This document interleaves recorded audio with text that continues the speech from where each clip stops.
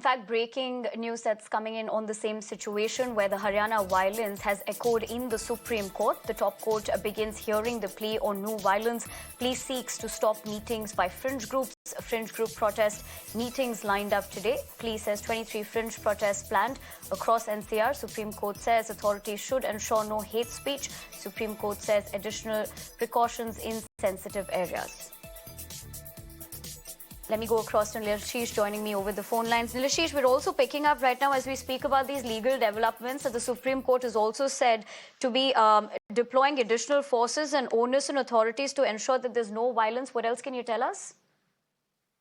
Well, as of now, we can break first on mirror now that there is no stay on protest by the VHP or the Bajrang Dal. They have not been restrained from holding protests. This is breaking news as we speak. The Supreme Court has dictated its order saying that there must be an assurance that there is no hate speech, no violence. The Supreme Court is directing that there must be an assurance that there is no law and order problem.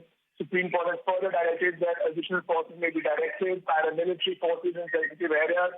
Video recording must be done of all the protests, and accordingly, notice has been issued to the governments of Delhi and Haryana. So this was a petition wherein it was stated that the situation in No is extremely insensitive. Appearing on behalf of the petitioners, it was stated by senior advocates saying that the situation is volatile.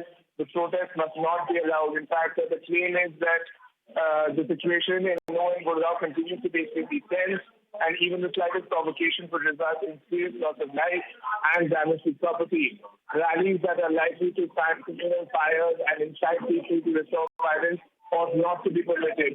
This is what the petitioners were saying.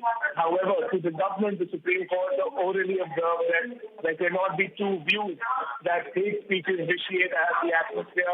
Authorities must ensure that there is no violence and there is no hate speech.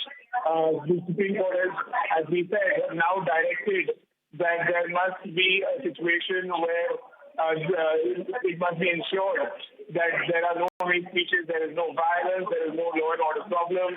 The Supreme Court has directed that additional forces be deployed, paramilitary forces be deployed in sensitive areas, and now a notice has been issued to the governments of Delhi and Haryana while keeping the matter listed for the 4th of August, that is day after tomorrow.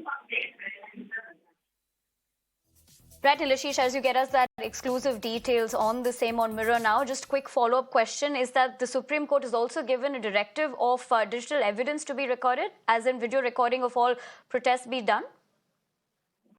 Absolutely. As we were saying, the Supreme Court has directed that all the protests must be recorded.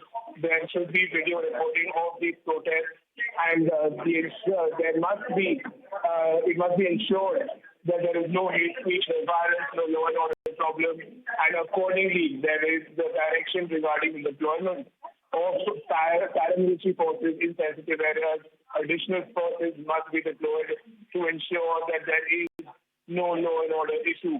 And of course, the court has asked the authorities to video record these protests as they happen. But the big news is that there is no stay on the protests that are to be held by the Bajrang Dal or the VHP.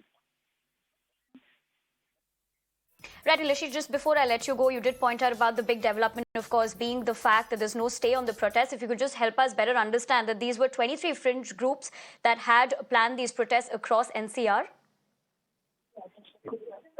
Yes, absolutely. The claim made by the petitioner was that 23 groups had planned various protests in different parts of Delhi NCR, and it was stated that the situation continues to be tense and even slightest provocation could in fact result in serious loss of life or damage to properties.